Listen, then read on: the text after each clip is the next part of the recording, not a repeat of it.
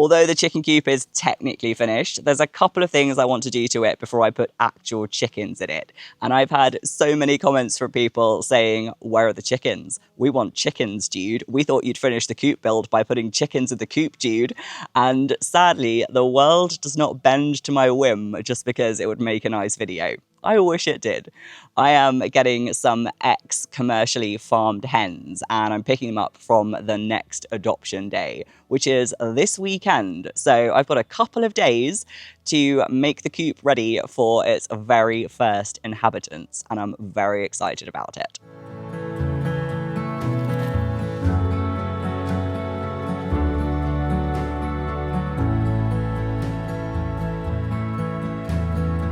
I've had quite a lot of questions about my decisions with the coop design and construction, so I thought I'd answer a couple while I'm working on some of the finishing touches. A question that came up a lot was, why haven't you dug down and buried hardware cloth a foot deep around the edge of the run?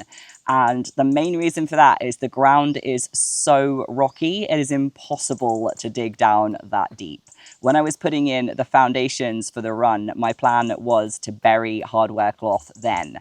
And I managed to get 8 inches deep while I was digging, and it took a lot of effort to do that. And I was hand picking out rocks with a trowel, and I managed to get 8 inches down. I put in hardware cloth and loads of stones underneath the bricks that make up the base of the foundation for the coop. And I am really hoping that the rocky ground will mean if it's hard for me to dig down with a spade, it will be hard to dig down for a badger or a fox. But I have got an apron of hardware cloth going out around the edge, so hopefully that will help. The main comment I had about the coop, apart from that's not a coop, it's a palace, was why have you used 2x4s for roosting bars? Chickens like round roosting bars. I did a lot of research into this. I spent a lot of time on backyard chicken keeping forums looking at the most ideal roosting bar setup, and the general consensus was chickens like a wide perch, and the best kind of roosting bars are 4x2s or 2x4s with the flat edge on the top. They don't like to wrap their feet around them. They like to be able to perch without having to wrap their feet around the edge. And also in winter, if they've had to wrap their feet all the way around the bars, they can't cover them properly with their feathers, and then they can get frostbite. So that is why I went for 2x4 roosting bars. If the chickens don't like them, I can replace them with round roosting bars, but I'm starting with 2x4s, and hopefully they'll like them. If not, I'll change them.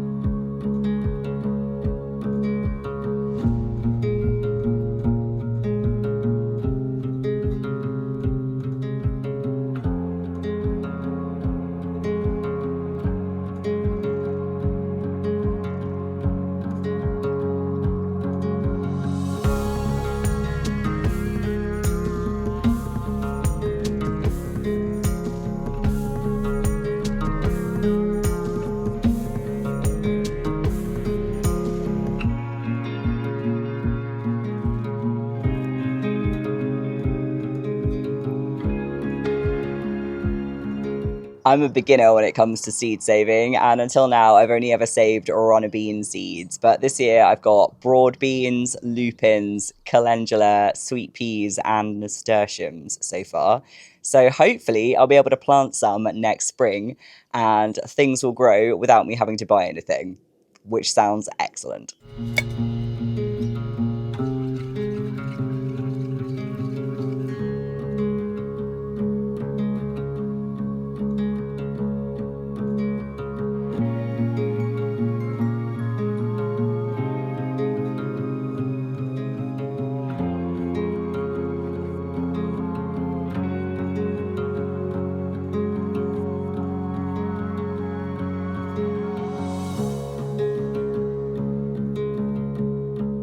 As is often the case, that took a lot longer than the videos on social media led me to believe it would, but it's definitely worth it, and it means I'll be able to see the chickens in the run a lot easier.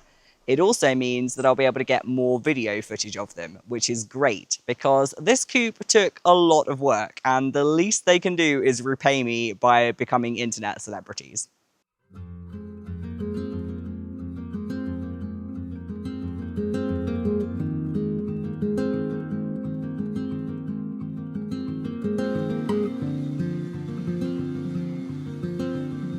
I don't know if chickens actually like swings or whether the videos I've seen on Instagram are a lie, but I've got some scrap wood and I thought it'd be fun to make a little swing to go in the chicken run.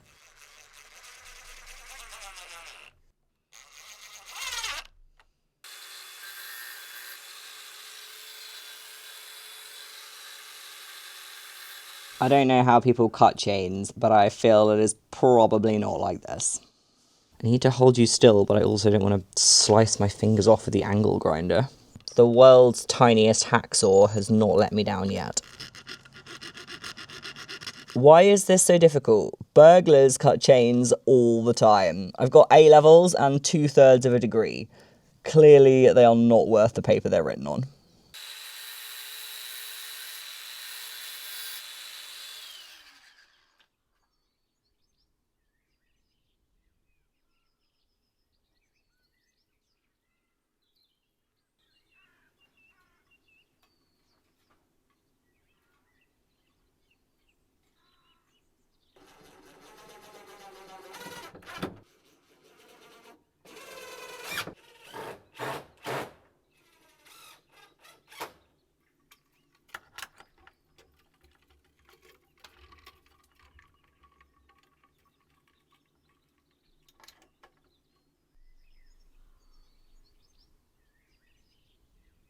In case anyone thinks cottage living is glamorous, I am on week 6 without hot water, but I'm really hoping that that changes today. I've finally got hold of the replacement element I need for my old immersion hot water tank, and I'm hoping it's just a matter of switching it out, and then I can have a bath again.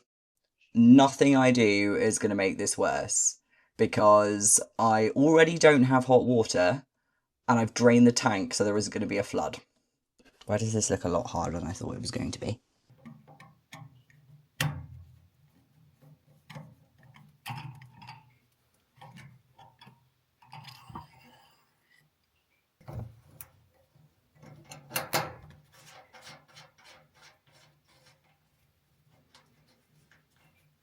Unfortunately, but probably not unsurprisingly, that did not go according to plan, and I managed to disassemble the heating element, but it's so old, it looks like the back plate has fused to the tank, and it will not move.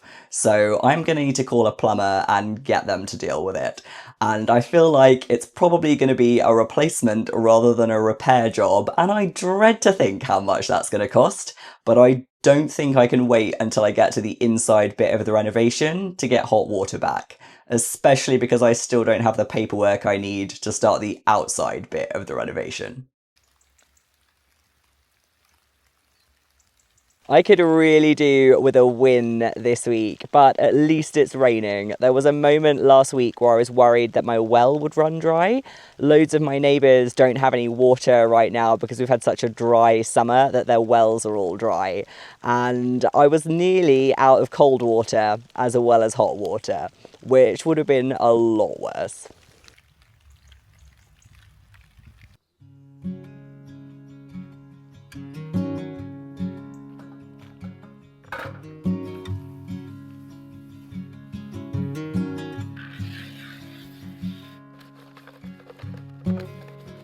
Most of my neighbours used to keep chickens, and I should probably be asking why they don't keep them anymore, but it does mean that I've got a second-hand feeder and drinker for the run, and I'll have people to give my excess eggs to, so I'm not going to ask too many questions.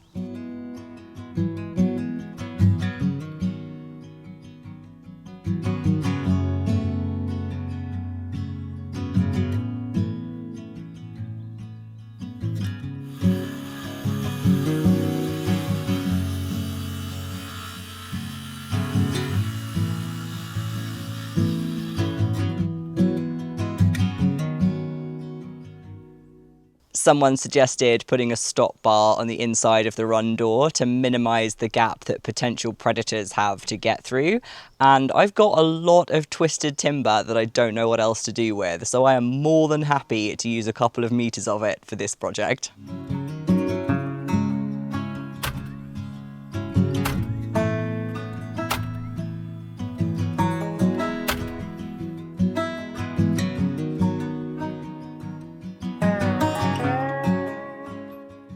I think I'm almost ready to go. I need to hang up the feeder and put the drinker in the run. I'm going to put some perches in the run as well. I've got to put bedding in the coop, but apart from that, I'm pretty much done.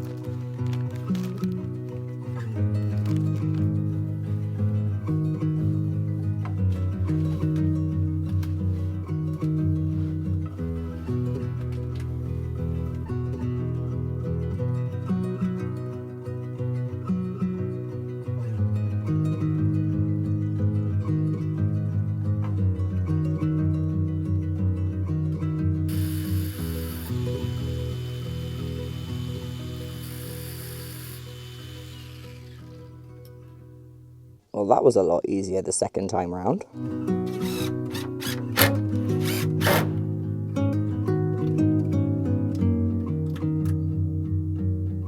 I think it's looking pretty good in here now. To be honest, I think there are rooms in my house that aren't as nice as this coop, so I'd be happy with it if I was a chicken.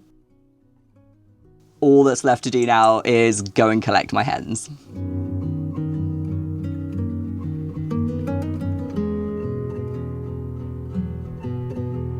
It's chicken collection day and I am headed to an obscure barn in the middle of nowhere, guided only by the What 3 Words app, to go and get my very first chickens.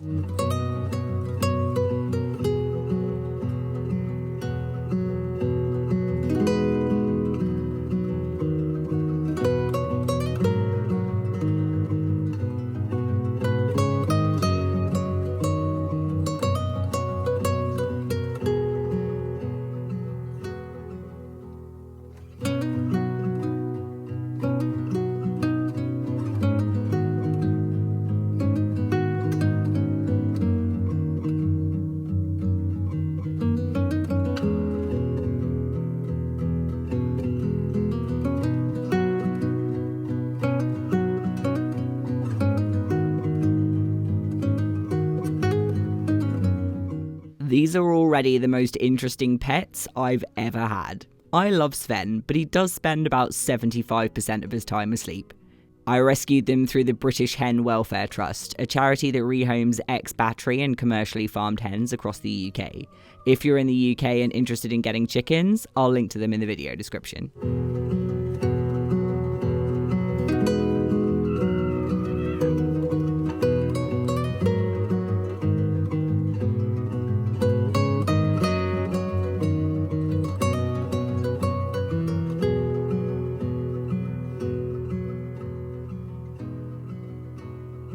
Now they just need names, and I am open to suggestions, because I was going to call them things like sweet corn, stuffing and tikka masala, and they were vetoed by everyone I told. Someone suggested Agatha, which I quite like, and my manager suggested Jennifer Lopez, and honestly, if he wasn't so good at his job, I'd have fired him for that.